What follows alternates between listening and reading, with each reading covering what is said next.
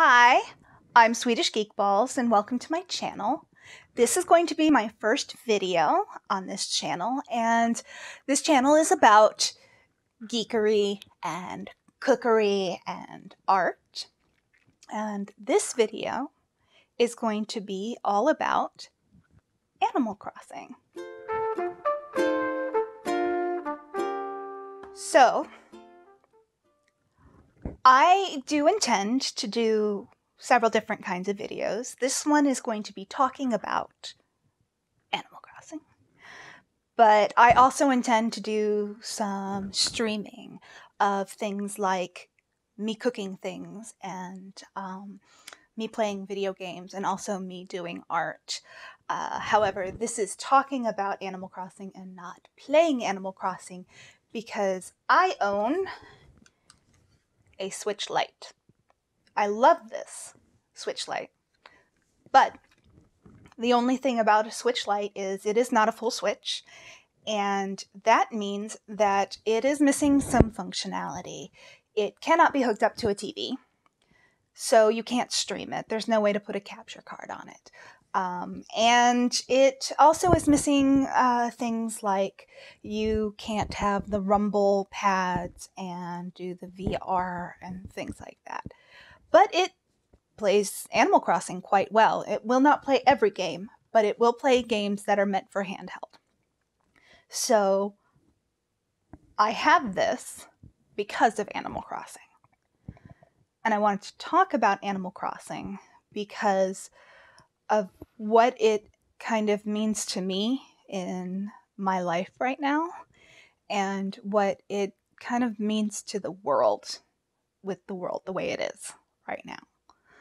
So I have never played Animal Crossing before.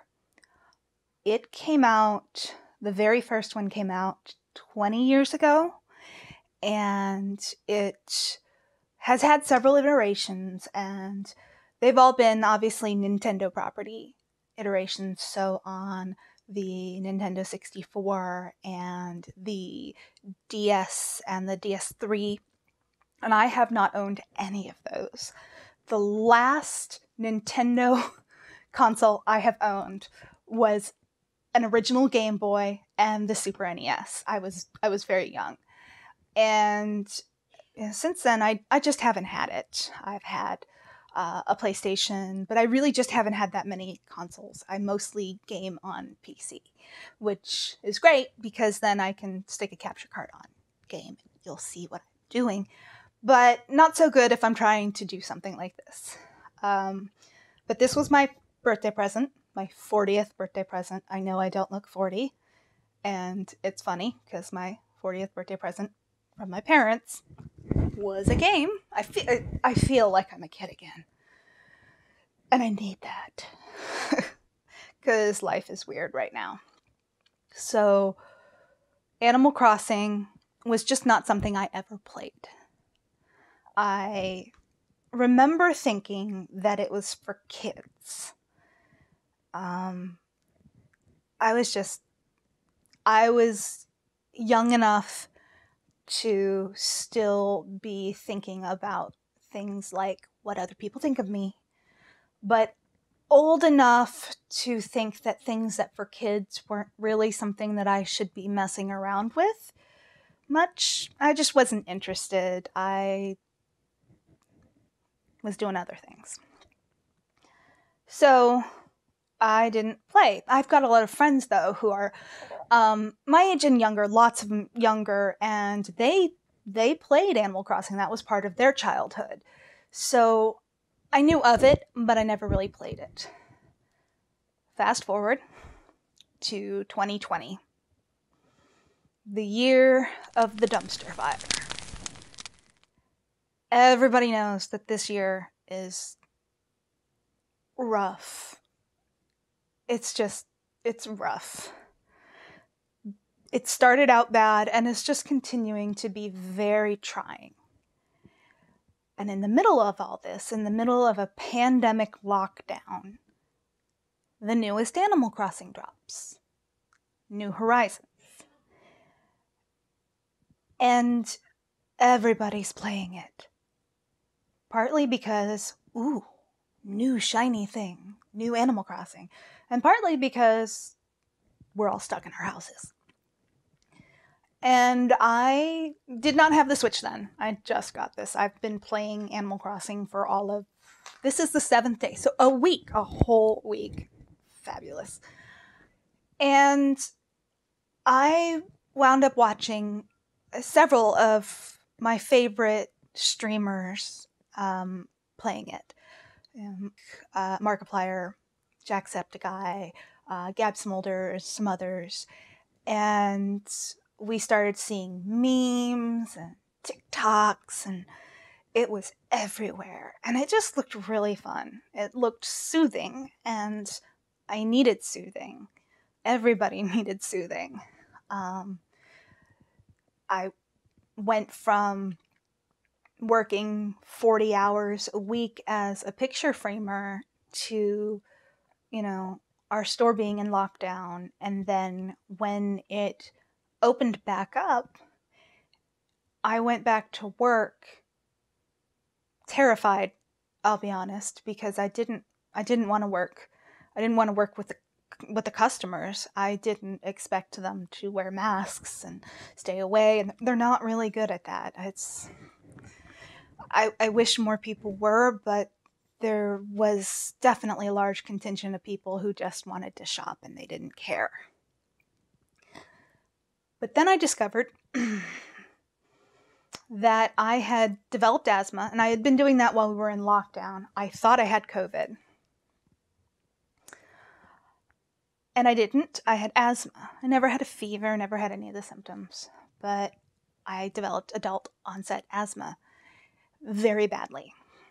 And when I went back to work, they're cleaning all the time, like every hour. And I'm violently allergic to the cleaner. And so now I'm on disability, short-term disability. So now I'm at home. Now I'm at home on my Switch. So the world kind of fell into Animal Crossing. And I mean, there's a lot of people who aren't playing it, but a lot of people are. And I was spending a lot of time thinking about it before I got it, and now that I've actually had a chance to experience it, what it means. I mean, it's escapism at its purest point. It is literally going into another world. And we've had these before. This is not the first title that has given us this kind of feeling. And there's different kinds of escapism. There's, doing like the fantasy worlds, like World of Warcraft or like Halo, like any of those kind of things. That's escapism. But this escapism is more down to earth. It's not really fantastical. You're doing day-to-day things. Your tasks are much more taking care of a community and becoming friends with people in the community and helping to build that community into what you want. And that, I think, resonated a lot during this time with many people, because our communities feel fractured, especially now where we've gone from pandemic to protests. And I've gone from lockdown to curfew.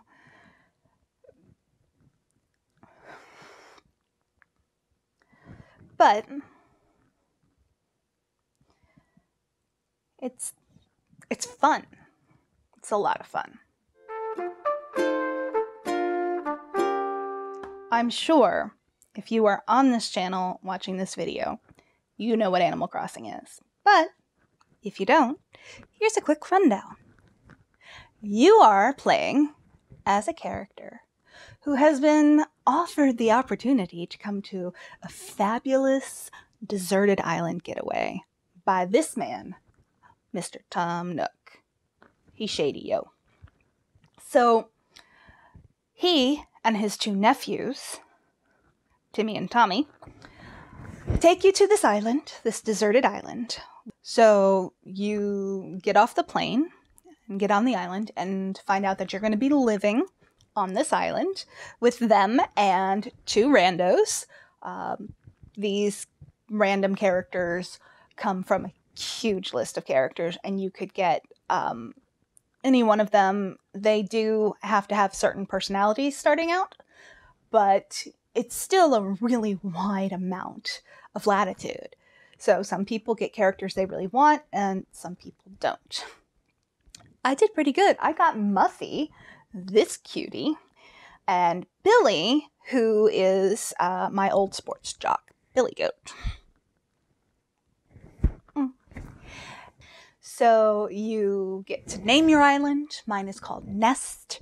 It is because my character's name is Ratty Matty. It's a rat's nest. And my husband is also on the island, so he has his own spot too. So you finish your first night. We have the congratulatory ceremony when everybody's laid out their tents, and then you wake up after all of this, and Mr. Nook hands you your bill. Congratulations, you're in debt. Excuse me. You're in debt just like real life. Did I say this was escapism? I mean, it's realism.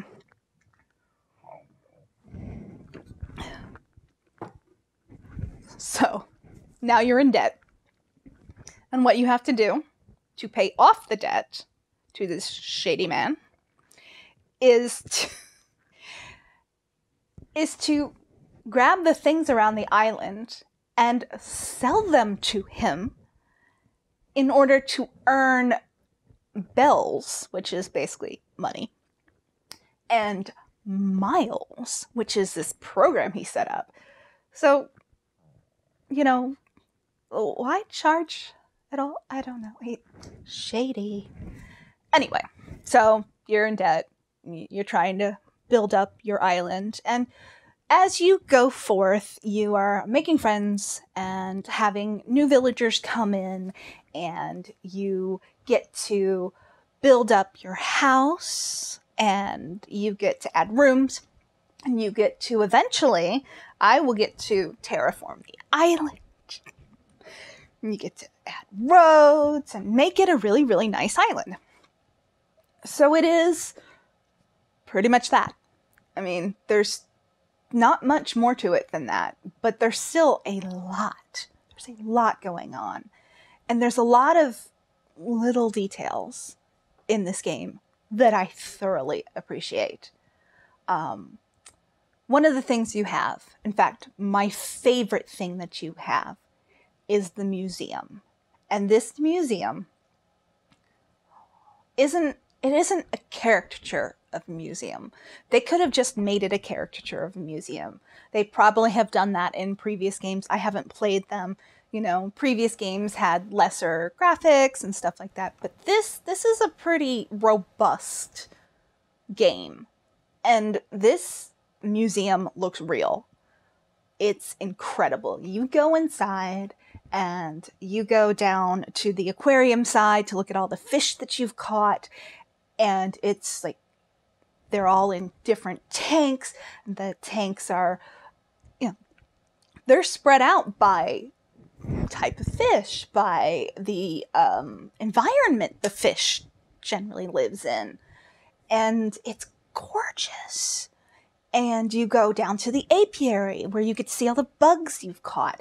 And it's got like rivers flowing through. And there's like a lab and like an interior thing where you can look at the bugs that are come out at night. And it's just really nice. And then you go down and you can collect fossils. And you basically have a fossil area. And you go down and it's showing all this stuff, and you get dinosaurs, and it has the meteor, and you can stand just like this. You stand and it'll show the meteor. It's so incredible. And it looks just like a museum that I want to visit in real life. Going there makes me feel like I'm in a real museum. And I love museums. And I haven't been able to go to one in quite a while. Really, no one has. So I can go to one here. So it's really fascinating. But when I talk about little things, little touches, because this is a huge, huge thing, huge museum.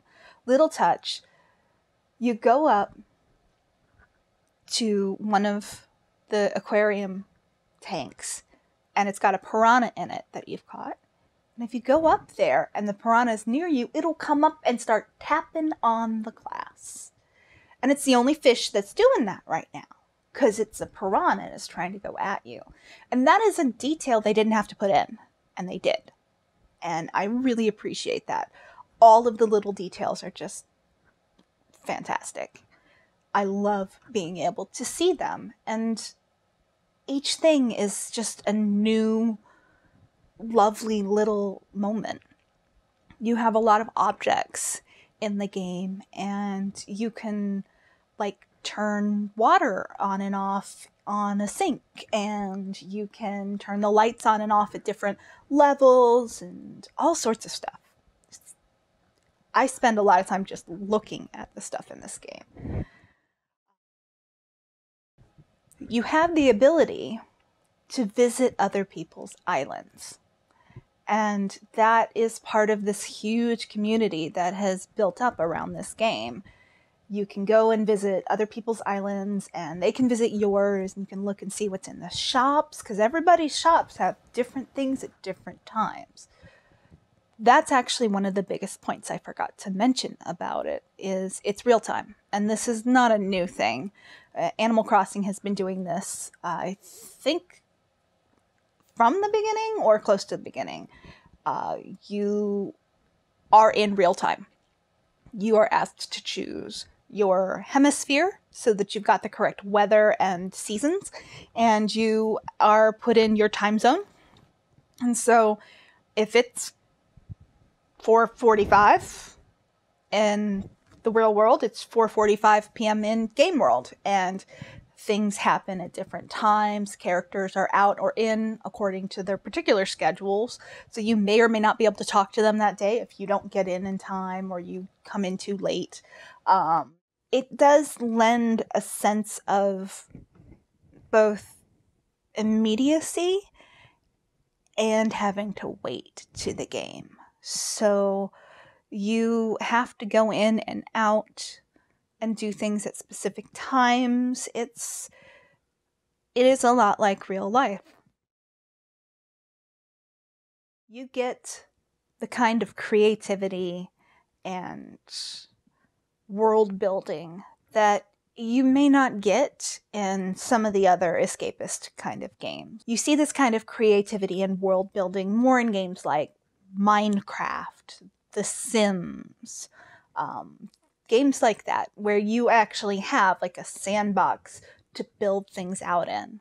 You can do this with this. There is a fair amount of customization in this version of the game, in New Horizons, that I think that you did not have as much in the older games. One of the things that I read is that they put the crafting system in here, which wasn't in the older games.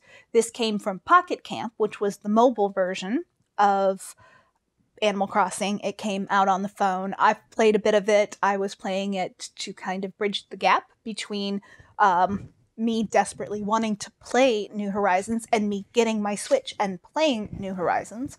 And it's fun, but it's more of a tappity game. But it does have crafting in it. So you're crafting using some like materials and tools.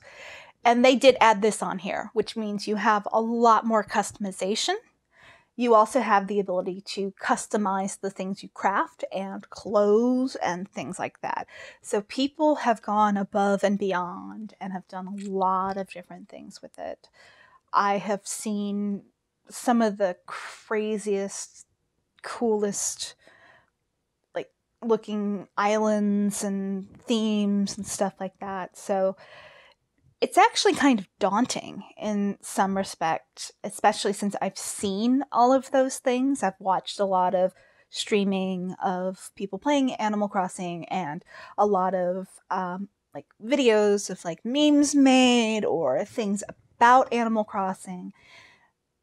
And So you see all these really cool things. And when you start out, you don't have the ability to do any of that. You start out and it's you in a tent picking up like stones and like logs, and you know, you're roughing it. So you've got this big island. It's not small. And you will eventually be able to terraform it, be able to change the terrain, change where the rivers are and things. There's some things you can't change, but you can change a lot of it. And you can do things like make your own like textures and all sorts of different things. And it kind of, you have a pressure to try and make a cohesive design to start out with. And I'm trying not to give into that pressure too much to start with, because I'm not really sure what I want my cohesive design to be. I know that a lot of stuff will change as I continue this on. It does let you do a lot of this kind of creative stuff. And I can make my own roads, and eventually I will be able to make them even better. And I'm looking forward to that. I'm looking forward to being able to invite more animals to my my humble island. I have some in mind. There are some that are very popular that I don't know if I'm going to be able to get. I mean, it's random. It's very random. I really lucked out by Muffy being one of my first ones. And then my first island I went to that had a character that I could invite to my island had Meringue, this cutie. And I didn't even know that she was like new and super popular. I just knew that she was a rhinoceros made out of strawberry shortcake. And I had to have her. So I have Meringue. And then I didn't invite anybody else because I only went to one other island and it had this bunny character. I don't remember. I didn't like the way the face was made. I decided not to ask that one over. So the game put 2 in that were random that come in. It's sort of random. It is done by, again, personality type, because there's several personality types. The jock, there's lazy, there's normal personality. Who has a normal personality? There's like a cute personality. There's a smug personality, the peppy personality. There's like different personalities, and as the game goes, there is an order in which you get the personalities, if not the specific character. For example, the next step I'm in is that I'm building the campsite. And once you build the campsite, animals can come to your island and camp, and you can ask them to stay if you want. But the first thing that happens is the very first animal that comes to your campsite will stay. You don't get a choice. You don't get a choice who it is. You can't reset unless you reset the entire game. That's it. It's that character. It's going to be a smug character. And there's 34, I think, smug characters. And one of them is this cutie, Raymond. Everybody wants Raymond. Everybody loves Raymond. I love Raymond. I have a cat named Raymond. He's not gray, but he's black and white. I want Raymond. I'm really hoping that Raymond comes. But I don't know. I've got a 1 in 34 chance of getting Raymond to come to my campsite. Whoever comes, that's who my next villager is. Then after that, you have a little bit more choice because you have the campsite. You can go out and search other people once you put housing plots down and things like that. But this next character, I don't have a choice. So I have been rambling a lot about this game. There's a lot more that I could probably ramble on about. But I think that I might start to bring this video to a close because I have mentioned a lot of the things that I wanted to talk about, which was hearkening a little bit on the things that are happening in the world and how they sort of contributed to the popularity of Animal Crossing, and also to my desire to play Animal Crossing when I never had the desire before. And kind of some of the ways that I'm having fun in the game. I will do some updates. I'm hoping that I will be able to show off my island later as I do more. It's obviously going to be done almost entirely of screenshots that I will show up, because again, I cannot stream this, and you don't want me to stick my camera against it doesn't look good. So screenshots, I will show what I'm doing and see what people think. Let you know if I get Raymond, and any other characters that I might be looking for. I really want this one. This is Ketchup. Ketchup is adorable, and she is my camp manager in Pocket Camp, and I'm hoping to get her. There's others, though. There's a list that I kind of have of the ones that I think are really cute that I've seen either watching other people play or characters that I've met in Pocket Camp. So I will keep you guys abreast. I do have one other thing I will probably do an unboxing of. We have ordered a case for this, an ergonomic case, because it's small. Again, kind of meant for children. I'm not terrible. I don't have really big hands. My husband has huge hands. Big, fat, meaty hands. And so it's kind of, it's not bad now. I will be honest. There was a bit of pain as I was getting used to doing this motion. Part of that is I don't game with a console much, so these are all motions that my hands aren't used to, and you gotta build up those muscles. But also some of it is just kind of weird positioning, strange ergonomics for the size of my hands and where the buttons are. And I don't know how much that is different in the full-size Switch.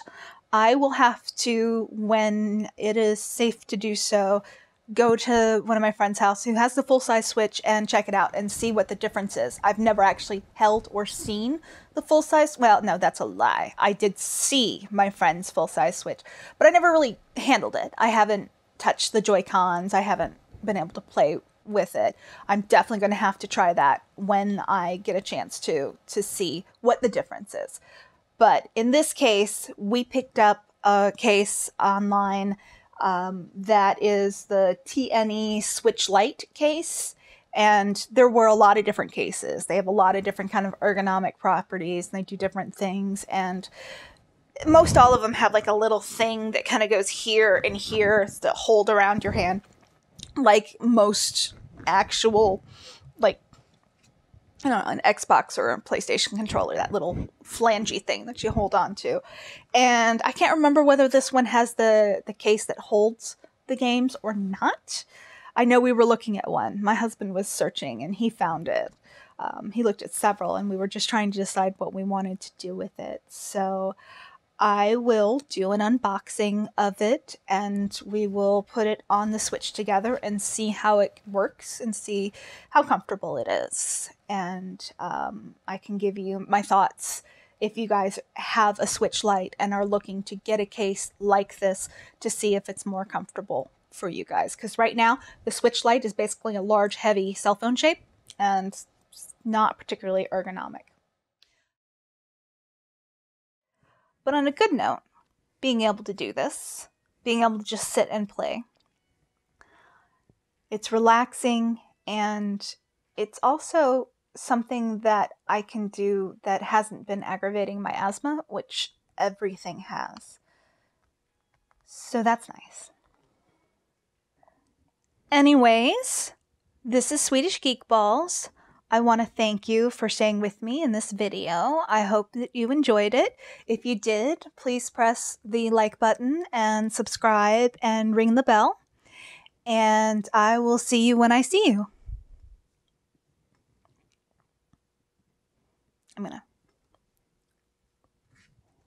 I gotta play.